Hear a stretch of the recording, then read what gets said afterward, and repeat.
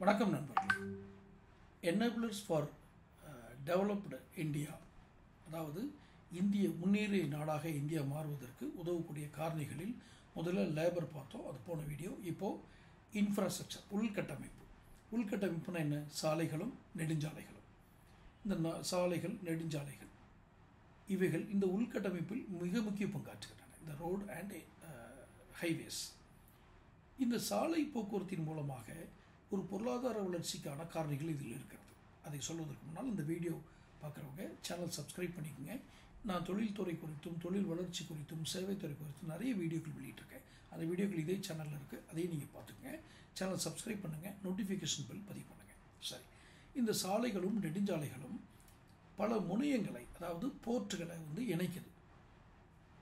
ஏர்போர்ட்லேருந்து harbour to தொழிற்சாலையிலிருந்து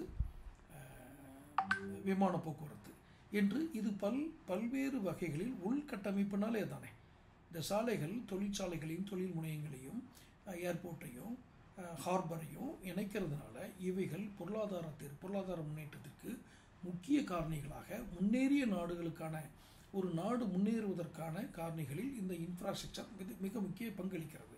அதனால்தான் முன்னேறிய நாடுகள் தான் இந்த 4 வழிச்சாலை 6 வழிச்சாலையெல்லாம் போடணும் இல்லை. இந்த 4 வழிச்சாலை 6 வழிச்சாலைகள் எல்லாம் இந்த முனையங்களை இணைப்பதன் மூலமாக தான் ஒரு நாடு முன்னேற முடியும். நாம் மாற்றி தான் சிந்திக்கணும். இதெல்லாம் நமக்கு சாத்தியம் இல்லை. முன்னேறிய நாடுகளில் தான் அந்த மாதிரி ரோடு ஃபெசிலிட்டிஸ்லாம் இருக்கும். இல்லை, இந்த சாலை வசதிகளின் அமைப்பை வலுப்படுத்தினா தான் நமக்கு தொழில் வளர்ச்சி ஏற்படும். முன்னேறிய நாடாக நாம் அறியப்படுவோம். முன்னேறிய நாடுன்னா இது பணத்தில் முன்னேறிய நாடுகளில் ஒரு அந்த அம்சத்தில் சொல்கிறேன். ஸோ அந்நிய முதலீடுகள் கிடைக்கும். ஒரு பணம் முன்னேறிய நாடு, பணத்தினால் செல்வத்தினால் பொருளாதாரத்தினால் முன்னேறிய நாடு தான் எல்லா இடத்திலும் முன்னேற முடியும். அதற்கான உள்கட்டமைப்பு தான் நம் சாலை போக்குவரத்தும் நெடுஞ்சாலை போக்குவரத்தும்.